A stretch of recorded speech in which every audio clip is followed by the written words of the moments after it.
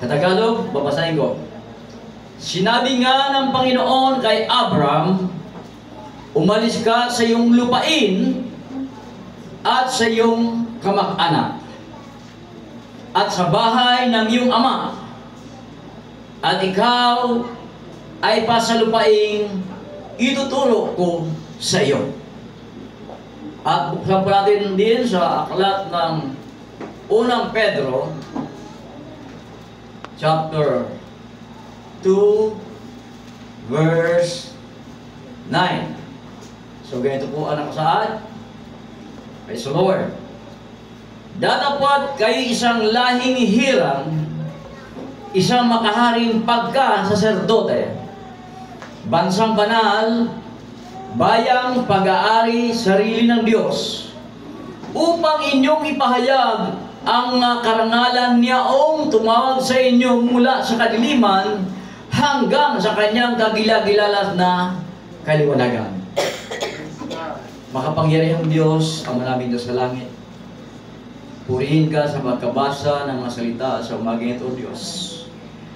Dalangin ko, Panginoon, na suguin mo po ang iyong salita na may kapangyarihan, may kapamalaan sa umagang ito sa buhat buhay namin, Panginoon. Lord, dalangin ko, Panginoon, ang mensahe ito, Diyos, ay gawin, Panginoon, na isang pagpapala, katatagan, pagpapatibay sa aming paglilingkod sa iyo, Panginoon. Lord, pagpalain mo, Panginoon, ang bawat pakinig ng iyong anak, na sila, Panginoon, ay makarinig, Panginoon, ng iyong tinig sa pamagitan ng mensahe ito. Na sila, Panginoon, ay makaunawa. Buksan mo ang kalangkos at isipan, Panginoon, upang ma-absorb, Panginoon, ang mensahe hatid dito, Lord, sa bawat isa, Panginoon.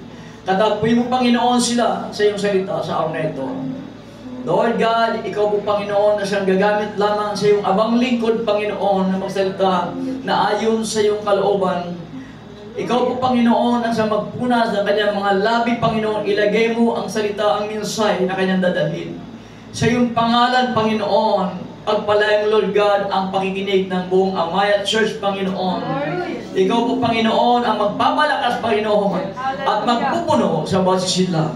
I pray, Lord God, the power of your Holy Spirit be in the midst of us, O God. In the name of Jesus Christ we pray. Amen. Praise the Lord. Hallelujah. Praise God. Pamagatang kapatid, ang aking dadalang mensahe, the call for separation. You may be seated. God bless you. Hallelujah. Ang tawag para sa paghihiwalay. Ang ating talatang susi, mga kapatid, ay nagsasabi na ang Diyos ay ang siyang tumawag kay Abram, na ang pangalan ay Abram, upang umalis sa kanyang sariling lupain, sa kanyang tahanang kinamulatan, sa lugar na kanyang kinamulatan, ay pinaalis po siya ng Panginoon. Ang sabi niya, Abram, umalis ka sa lugar na ito. At ikaw ay paroon sa lupaing ituturo ko sa iyo. Dito natin makikita, mga kapatid ko, ang isang katiyakan na kapag ang Diyos ang siyang nag-aanyaya sa atin sa isang bagay, tayo po ay dapat sumunod. Bakit? Sapagat alam natin na kapag ang salita ng Diyos, ito po'y ating susundin, wala pong kabiguan dito. Meron pong katiyakan, sapagat ang nagpapasya ay ang nagpaplano ay ang nakakaalam ng ating pong magiging bukas. So ito pong si Abraham, kapatid, ay siya po ay sabi doon, umalis sa kanyang mga kamag-anakan. Ang ibig sabihin doon, kapatid, doon po siya lumaki, doon po siya naging comfort, kapatid, yung naging kanyang comfort zone sa kanyang buhay. Pero after all, kapatid, ang sabi pa noon, Abraham, umalis ka rito. Hallelujah. Sapagkat nakikita ng Panginoon ang buhay ni Abraham na mayroon pong kakaiba sa kanyang puso. By the way, kapatid, kung ating babalikan ng history before si Abraham, ang kanyang sambahayan ang kanyang mga ninuno, sila po ay na-involve kapatid sa pagsamba sa Diyos-Diyosan. Sa katunayan kapatid, itong si Tari kapatid, ama ni Abraham, praise God, ay sila po kapatid ay mayroon pong kinamulatang pagsamba sa mga Diyos-Diyosan, sa initotoong Diyos. Ang lugar na yung kapatid na pinapalis ng Panginoon si Abraham doon ay ang bawat sambahayan doon kapatid ay mayroon po kanya-kanyang Diyos-Diyosan sa kanilang bahay. Amen. Ganyan kalala kapatid yung panahon at ang lugar na yan na kung saan doon po pinapalis ng Panginoon si Abraham. Sapagkat ang mga ito, ang mga tao doon kapatid, sila po ay lumikha, nag-ukit ng kanilang kamay, umubog ng kanilang kamay, gumawa ng mga anyo na larawan ng kalindol sa langit, sa ibabaw ng lupa, sa ilalim ng lupa. At yun po, kapag ginawa na ang kanilang nililok mga kapatid, may kanya-kanyang pangalang ilalagay doon. Ikaw ay, ang pangalan mo ay si San ganito. Ang pangalan mo ay ganito, ikaw ay ganito tatawagin. Na after na ginawa nila yung mga kapatid, inilagay sa isang lagyan, dinamitan, at kanya pong inaalayan ng bulaklak at mga pag-aalay. Hindi po lang paggunita na ang mga yaon ay gawa ng kanilang mga kamay.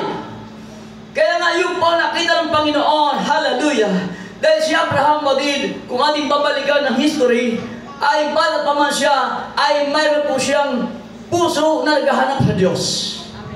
Hallelujah. At dahil dyan, tatamang panahon, siya po'y tinawag ng Panginoon upang alisin doon sa ganong pagkakilala sa pagsamba sa hindi totoong Diyos.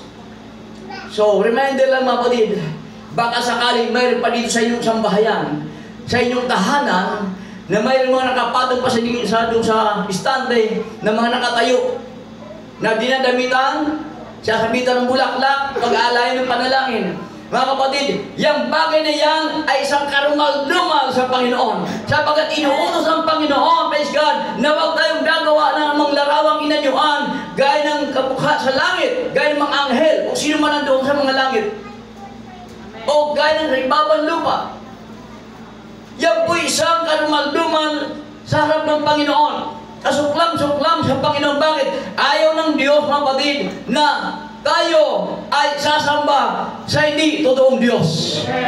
Na itong Panginoon na sa ating sambahin sa Espiritu at katotohanan. Ang ibig sabihin, kapag tayo sumasamba sa Espiritu at katotohanan, naramdaman natin ang kanyang Espiritu na lumalakit sa ating Espiritu. Ang Diyos ay Espiritu. So wala pong anyo, wala pong images mga kapatid, paisgan na ating pong ilalagay sa ating unahan upang ating luhuran yan. Sapagkat ang ating Diyos na paglilingkuran ay gaya ng Diyos na tumawag kay Abraham, na nagpali sa kanya mula doon sa ganung kapaligiran, sa ganung lugar na kanyang kinamulatan. At ang sabi ng Panginoon, praise God, siya po ay nihiwalay ng Diyos sa lugar na yun. Separation. Hallelujah. Alam niyo ba, kapatid, hallelujah, ang Panginoon ay nais po tayong ihiwalay sa ating kinamulatang kapaligiran, sa ating kinamulatang paniniwala, sa ating kinamulatang filosofiya, sa ating kinamulatang paninindigan na hindi naayon sa kanyang kalooban. At yan ang dahilan kung bakit si Abraham, kapatid, nung siya ay tinawag ng Panginoon, praise God, siya po'y walang atubili na sumunod sa utos ng Diyos.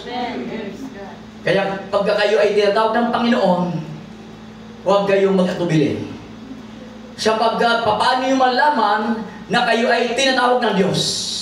Sa pamamagitan po ng kanyang salita, praise God, ang Panginoon ay nakipag-usap sa kanyang mga anak sa pamamagitan po ng kanyang salita, sa pamamagitan ng banal na kasulatan, praise God. Dito po natin mapapakinggan, marinig ang tingin ng Panginoon. Hallelujah! Kaya sa ating lagi sabi sa inyo, huwag po nating mahayaan ang ating mga Biblia ay nakalagay lamang doon sa isang bookshelf, mga kapatid, at dyan ay dadaputin natin tuwing tayo po ay pupunta ng bayang sambahan. Huwag naman mangyari ng kapatid, praise God, na mayroon pong Bible na ka-display doon sa ating bookshelf, praise God, at mayroon isang cellphone doon. Ang una natin dadamputin ay ang cellphone. Hallelujah. Kapatid, hallelujah. Ang tao na mayroong pusong nagpapaglingkod sa Diyos, praise God, ang kanyang puso ay naghangad na magsamba dating Diyos, praise God, sapagat wala po siyang kalukuran sa mga bagay na kamumundo nito. Sumisipul po kapatid ang lugar ni Abraham, kapatid isang lugar na ang lugar na yon, ang kanyang pamumuhay ay dinaayon, hindi nakalain sa kalooban ng Diyos. At ang maganda ito, ang pangako ng Panginoon, sabi niya, Abraham, sumunod ka lang. At kita ay pagpapalain. So ito mga kapatid, hallelujah, may pangako ang Panginoon. At alam natin na kapag ang Diyos ang siyang nangako, hindi po ito mabifail, hindi po ito mabibigo. Mangyayari at mangyayari ang kanyang ipinangako. Sa tamang panahon, siyang palagayahan mo ang kanyang salita. Ito po'y may kapangyarihan, may kapamalaan. Kapag pinaniwalaan mo ng salita, gagawa sa iyong buhay. Praise the Lord, hallelujah. Separation. The call for separation. What is separation, mga kapatid? According to the Bible, it is a conscious choice to reject worldly influences. Right. Amen. Gaya ko mga doon sa sabi ko sa lugar na pinagalan ni Abraham, grabe po ang influensya doon, mga kapatid. Kaya kung di siya alisin ng Panginoon, wala na magiging tao ng Diyos sa lupang ito. At alam niyo ba kung saan nagmula, mga kapatid, ang pagkakaroon pagiging mananampalataya? Galing kay Abraham Barala. Amen. Sa dinami-daming tao na bubuhay ng panahon yon, isang tao, mga kapatid, ang kinakitaan ng Panginoon ng isang pusong may pagsamba sa Kanya. Walang iba, ito si Abraham. Kaya kapag nakita ng Panginoon ang iyong pusong Edgar, na mayroong pagsamba, tatawagin ng Panginoon at ikaw ang gagamitan ng Diyos upang ang iyong sambahayan, ang iyong pamilya ay maakay din sa pagsamba, sa paglilingkod sa tamang Diyos. At ito nga po, kapatid, na ito po ay pagtanggi, praise God, to reject worldly influences. Amen. Alam natin kung gaano kalakas ang influence ng sanglibutan ngayon. Dapat, kung tayo po'y tinatawag ng Panginoon, dapat kung ikaw ay lingkod ng Panginoon, i-reject mo ang influensya ng sanglibutan ito. Amen. Good. Kaya sabi ang Apostol Pablo na huwag kayong pamatok na magkabilaan. Amen. Sapagkat ang influensya ng sanglibutan ito ay napakalakas. Kung hindi ka mag-resist, kung hindi ka kukontra, kaya kang matangay nito. Amen. Good. Hallelujah. Lagi yung sinasabi sa inyo, mga kapatid, hallelujah. Tanging patay na isda lamang ang tinatangay ng agos ng tubig. Amen. Kung ikaw ay buhay, hindi ka tatangayin ng agos ng sanlibutan ito. Kaya kapatid, magkaroon ka ng isang pag-reject o pagtanggi, praise God, na hindi ka dapat ma-influensya ng sanlibutan ito sa kanilang mga maling gawain. Bago ikaw ang mag-influensya nila sa katwiran, sa katotohanan ng Diyos, sa pamumuhay ng mga Diyos. Dapat ikaw ang magkaroon ng influensya nila at hindi ka ma-influensya nila. Amen. Right. Hallelujah. Praise God. At dito pa din sabi doon, tutuloy ka pagbasa sa separation, it is a conscious choice. Ito po, mga kapatid, ay mayroon pong kamalayang pagpili. Amen. Amen. To reject worldly influences at pagtanggi sa kasalanan, sin, and unbiblical doctrine, and to embrace God's truth and holiness. Ito daw, kapatid, ang kahulugan ng separation sa Bible. Na tayo po hindi magpapasakop, hindi magpapa-influensya doon sa influensya sa liputan, kundi mag-iba tayo, mga kapatid, ng pag-iisip. Ako dito, Roma 12:2, tayo, ang ating kaisipan ay mag-iba sa kaisipan ng mundo ito. Amen. So, church, kung ikaw ay isang tao ng Diyos, hindi ka dapat nag-iayon sa takbo na sa liputan ito. Amen. Mayroon kang landas na dapat mong tatahakin. At ang landas na yan, ang sinabi pa kay Abraham, Abraham, itutulong kita, palalakarin kita sa daan na dapat mong tatahakin. Doon po tayo lalakad sa daan ng Panginoon. Amen. Sa kanyang mga salita, God. At tayo po, mga kapatid, ay iiwas doon sa tatawag ng kasalanan. Sapagkat ang kasalanan, ito po'y pumapatay ng kaluluwa. Amen. Kapag ang kaluluwa ay mayroon pong nakabulupot na kasalanan sa kanya, praise God, yun po ay napakahirap na makahapos siya doon. Siya po ipapatay nito.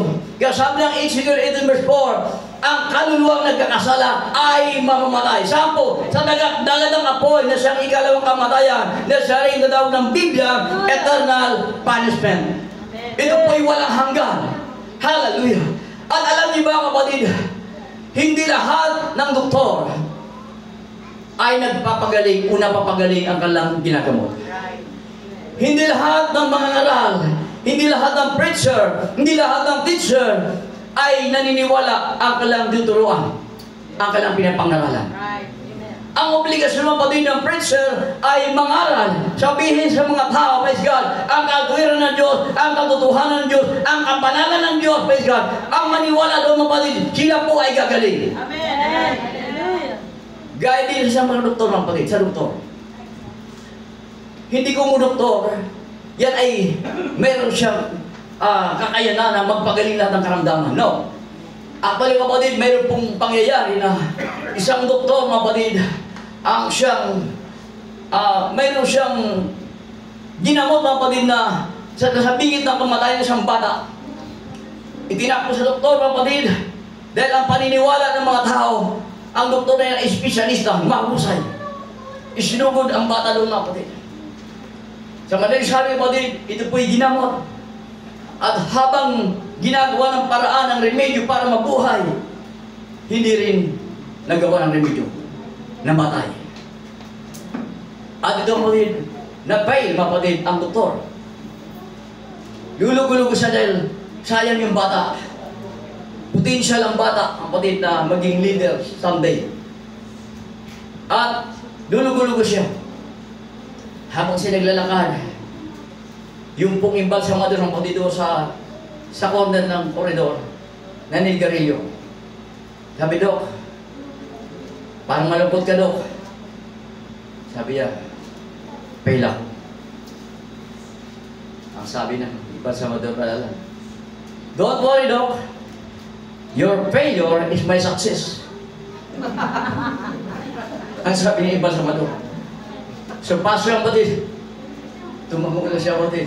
So, dito siya doon sa kanyang parking area doon sa underground, kapatid. At gusto niyang umuwi, kapatid. Nagmamadala siya.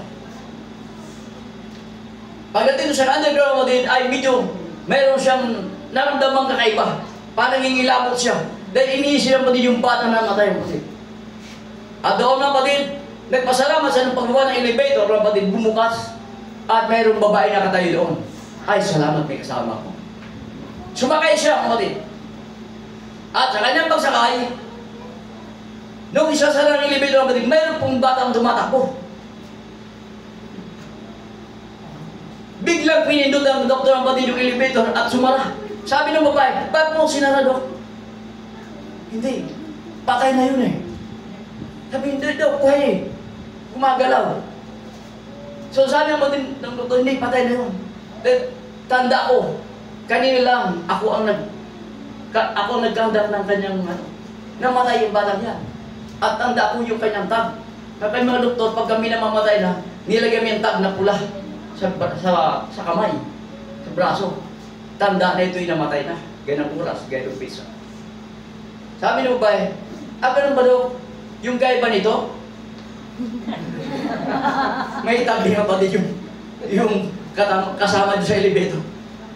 Kapatid, ang ibig ko sabihin doon, walang mga aral na pinisolusyonan ang inyong pangangailangan. Walang doktor na pwede magpagaling sa unang karamdaman. Ang kailangan mo lang, kapatid, praise God, ang salita ng Diyos, gaya ng Abraham, praise God, nung siya naniwala sa Panginoon, siya po ay nag-aksyon.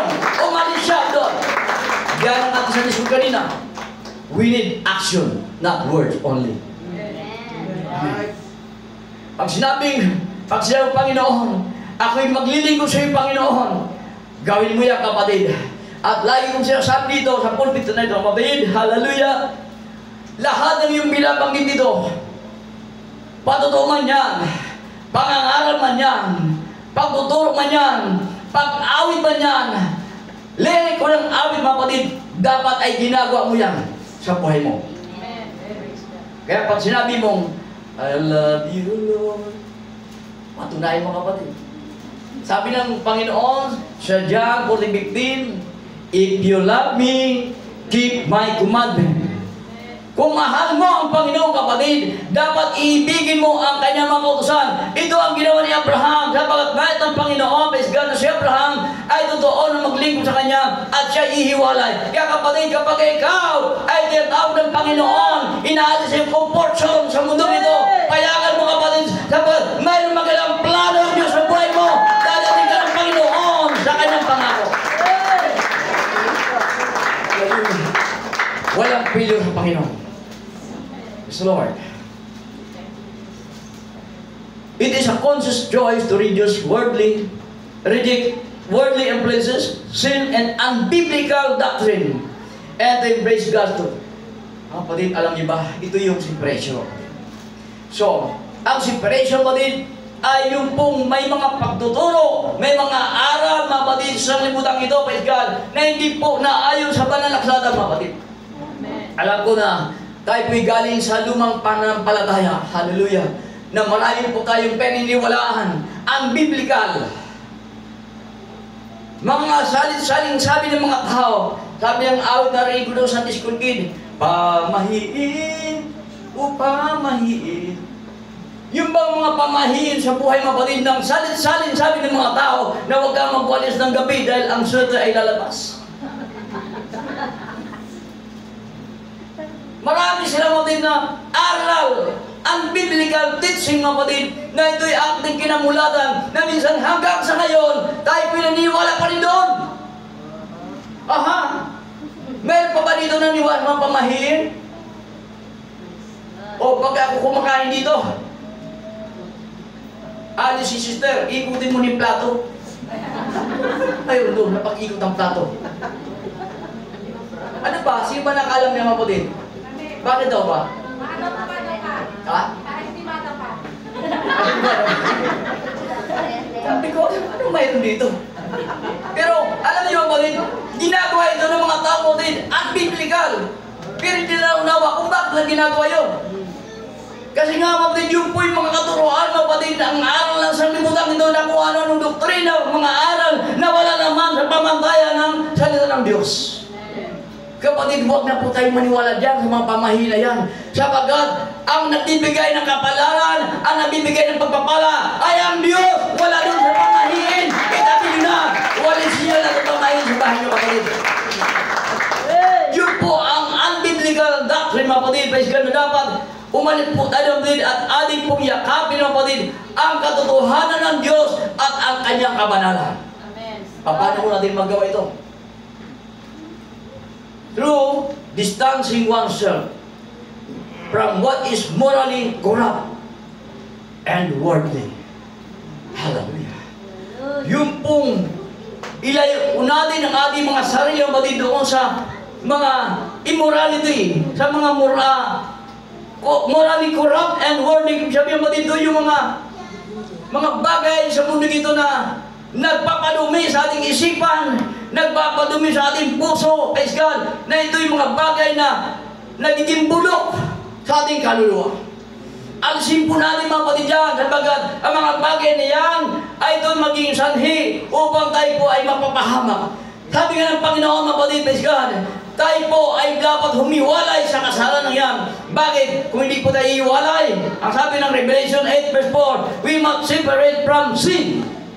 Ang sabi ng Revelation 18:4, praise God, hallelujah, magsiwalay kayo sa Kanya, bayan ko, upang kayo huwag mahiwala o kayo madamay sa Kanyang mga kasalanan at sa Kanyang mga salo.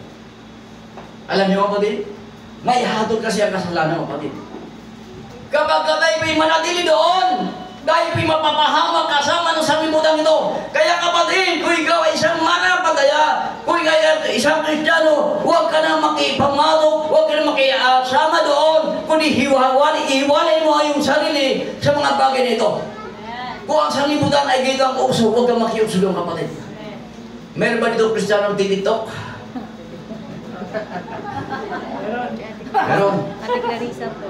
Kapatid, yan po'y gawa ng sanlibutan niya, kapatid. Wala naman eh. Ano ba ang meron dyan? Yung i-display nyo yung katawan mo, kapatid.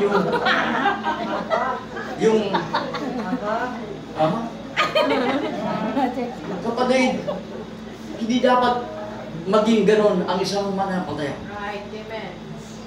Ano pa yung, alam mo yung trend mapatid ng sanlibutan to? Yung sila ay gumagawa ng mga bagay-bagay, mag-invento sila din ng mga bagay na para lang malugod ang kanilang kapwa, pero ang mga bagay na minsan hindi kalugod-lugod sa Panginoon.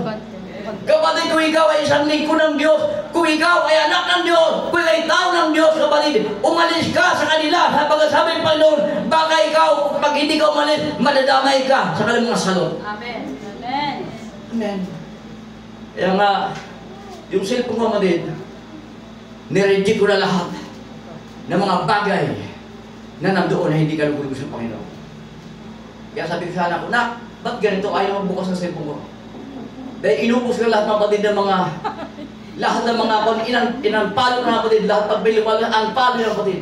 Gusto kong lalaban lang doon mga word God ng kapatid. Ganyan po daw ng kapatid, dahil wala mo tayong mapakinabang doon kapatid. Right. Pipiliin natin yung kapatid yung mga content kapatid na pwedeng pakinabangan. Pagka hindi po pwedeng pakinabangan, i-dispose natin, ipasura natin kapatid. Dahil pag tayo po'y makiramay pa doon, sabi ng Panginoon, magsilabas kayo sa kanyang bayan ko. Amen. 2 Corinthians 6:7-6, ang sabi ng kapatid, na kung tayo po'y magsialis doon, praise God, at tayo po'y huwag hihipo ng mga bagay na marumi, tayo po ay kanya pong tatanggapin. Ito ang paraan, mga kapatid, na tayo po'y mag-separate ng kapatid, praise God. Sa libutan ito, sa kanilang mga morally corrupt, kapatid na buhay lang. Sabi lang kapatid na, kapag tayo po'y hindi ipo at ihiwala natin sa ating kapatid, sabi doon, tatanggapin tayo ng Panginoon. Doon pa lamang tayo magiging katanggap-tanggap sa Panginoon. Doon pa lamang tayo magiging kalugulong sa Panginoon ang ating buhay kapag hindi po tayo nakikiayon sa mga maruming bagay ng mundo ito. Sabi siya, praise the Lord. Malapit na ang pagpabalik ng Panginoon. Hindi na dapat tayo po'y bibibibihin sa pangangaral, kapatid. Kundi tayo ngayon ay dapat buksan natin kaunawaan na ang pagbabalik ng Panginoon, ang kanyang babalikan ay mga taong karapat-dapat. Ang kanyang babalikan ay mga taong banal. Ang kanyang babalikan, mga taong namula sa katwiran. Ang kanyang babalikan, mga taong tumusunod sa kanyang kalooban. Kanatili sa kanyang kasalita. Panahon na kapatid, hallelujah, nakita din ang kapalahunan na sobrang mapanganib na. Hallelujah. Kamakailan naman din. Kaya, minsan maganda rin kapatid yung paminsan-minsan mabukas yan sa social media, pero huwag lagi-lagi. Nagulat ako kapatid, patay na pala yung yun nga, patay na pala. Ba't alala mo yun? Sabi ko, after all na nangyari kapatid sa isang leader gito, sana kapatid, kung tayo kunin ng Panginoon, ay masugpungan tayong karapat-dapat sa Panginoon. Amen. Nawa, sabi doon sa Sunday School kanina, tapusin natin ang ating karera ng buhay nito na lumalakad sa katwiran ng Diyos, lumalakad sa kabanalan ng Diyos, lumalakad sa katotohanan ng Diyos. Yakapin natin ang buhay na ayon sa buhay ng mga Diyos. God, hallelujah. Paano doon, kapatid, sabi doon, kapag hindi na po tayo umihipo ng mga bagay na marumi, alam niya, hindi na kailangan saysayin siya sa mga maruming bagay niya. Alam niya, kapatid, kapag ang iyong konsensya ay kontra niya sa ginagawa mo, ibig sabihin, maruming bagay yan sa Panginoon. Huwag mo na siyang gagawin. At sabi nga, dapat tayo po'y magsilay doon para ba'y tanggapin ng Panginoon. Hallelujah. Hindi po tayo tanggapin ng Panginoon hanggat nandun po tayo. Sabi ng Acts chapter 2 verse 40, praise God. Hallelujah. Ipinapayong madid ni Apostol Pedro, praise God, na tayo po'y, sabi doon, kayo'y magsiligtas sa ligong lahi nito. Amen. Ibig sabihin niya, kapatid, ang lahi ng ngayon, mga ating kinarunan, this is a crooked generation. Sabi doon, tayo po'y magsipagligtas doon sa pamagitan ng separation from them. Ito may paraan upang tayo po'y maiwas sa mga kapahamakan o madamay sa kalamasan. Sa Numbers 16:21, mga kapatid, may pinapakita itong nangyari. Itong si Datan, si Abiram, na kung saan sila pa kapatid ay nagrebelde sa Panginoon. Sila po ay naging mapaghimaksik sa pamagitan ng hindi pagsunod sa kanilang leader na si Moises. Ito ang kapatid, sabi natin sa kanina, kung tayo daw kapatid ay sumusunod sa Diyos, sinasabi natin tayo po ay sumusunod sa Diyos, ang una mong susundin ay ang iyong leader sa iglesia. Ito isang katibayan, kapatid, hallelujah. Ang hindi sunod ng mga tao ito, ni Dathan, ni Abiram, praise God, ay si Moises. Pero sabi ng Biblia, kapatid, dahil po kayo hindi po sumunod sa leader ng Panginoon ay nilagay ng Diyos kanila. Ano nangyari? Sila ay nagkasala sa Panginoon. So, anong ginawa mo sa kanila? Sabi ng kapatid, humiwalay kayo sa kanila. Separate yourself among this congregation, that I may consume them in a moment. Ang ibang din ang sumunod ng talata, doon pa nangyari? Sabi ng ni Moises, kayo mapanghimagsik ng bayan na hindi sumusunod sa itinalagang leader ng Panginoon. Alam niyo ba, sabi ng Panginoon, sabi ni Moises, kung ako'y magsalita ngayon, kung ako'y bumigas ngayon ng isang salita at mangyari, ibig sabihin niyan, ang Diyos ang nagsalita sa akin at hindi ako. At kung inyong babasahin na pati pababa ng talata, ang sabi ron, hindi pa tapos ang pagsalita ni Moises ay bumuka na ang lupa sa ilalim ng kanilang mapa. At sila ay nilamon ng buhay. Sabi noon ni Pastor Umpad, lahat tayo ay mamamatay. Totoo yan, kapatid. Una-una lang yan. Yung susunod, sabi niya, kung sino ang ituturo ko, yun ang susunod.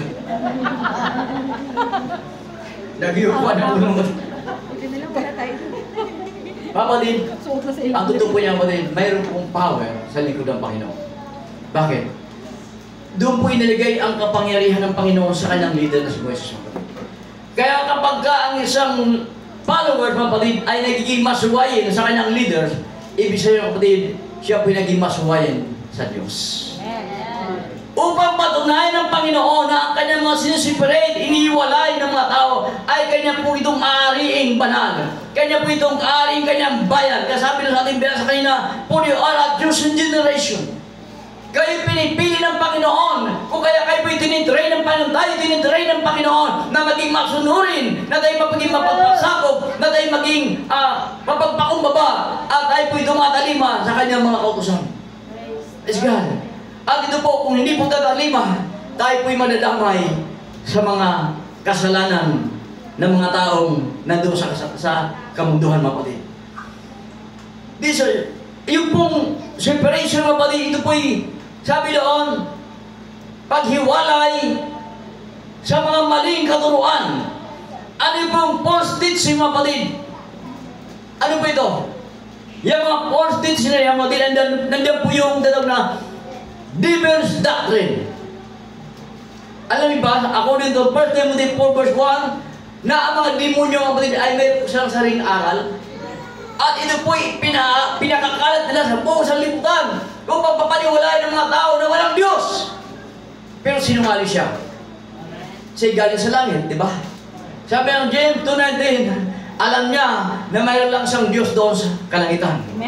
Mayroon lang isang trono doon, praise God. Pero anong ginagawa niya sa mga tao? Iniindik niya sa puso, sa isipan ng mga tao. Huwag kang maniwala na may Diyos. Huwag kayong maniwala na may langit. Huwag kayong maniwala na may impyerno. Kaya ang mga tao, nag-alin lang ang mapatid. Ang mga tao ay sila po hindi maniwala na mayroong paghatol, mayroong dagat-dagatang apoy. Dahil ito po ay waral ng demonyo. Kaya kung mayroon po ngayon, kapatid, na gumagala, napapakinggan nyo about sa mga maling pagtuturo o doon sa tarap na aral ng mga demonyo na doon mapag kinakailangan na sila ay mag-wild sa kanlibutan ito. Kaya makita po natin ang kapatid, alam mo ba kapatid yung mga tattooing? Yan po yung part ng kapatid ng false doctrine.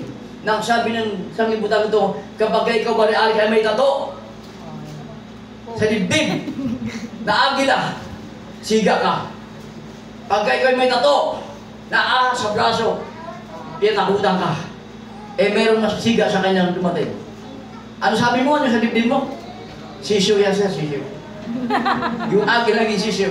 Ano yung kamoy sa braso mo? Ahas? Hindi, bulat yan sir. Kapatid, yung po mga pagtatawa kapatid, alam mo, tinatago na kapatid yung kaya sarili. Nasabi nila matapang sila, pero ang totoo niyan sila po ay duwag. Ang totoong matapang ay yung pong ang salita ng Diyos ay kailan pong isang buhay sa kanila at doon tatagapilang hamon ng buhay na ikaw isang linggo ng Panginoon, makakaroon ka ng mga pag-uusig, persecution, makakaroon ka ng pagtitiis, mga kahirapan, mga pakipagbaka sa parampataya. Panghawakan mo kapatid, hanggang ayaw ng Panginoon na tayo po'y maniwala sa mga turong aral ng demonyo. Amen. Amen. Bakit tayo po'y magkaroon ng isang matatag na paninindigan na mayroon lamang isang Diyos. Mayroon lamang isang dapat paniwalaan. At kaya sa Diyos lamang ang dapat paniwalaan. Ang sabi ng Matthew 24:35, ang langit at ang lupa ay lilipat, subalit ang kanya sa Diyos ay lilipas. Mayroon lamang tayo dapat paniwalaan. Ang salita ng Diyos. Hindi yung aral ng mga maling aral o false teaching gaya ng mga aral ng mga demonyo. May aral patid ng dadaw na aral ng mga tao o yung pong aral na dadaw na hangin o winds doctrine mga patid.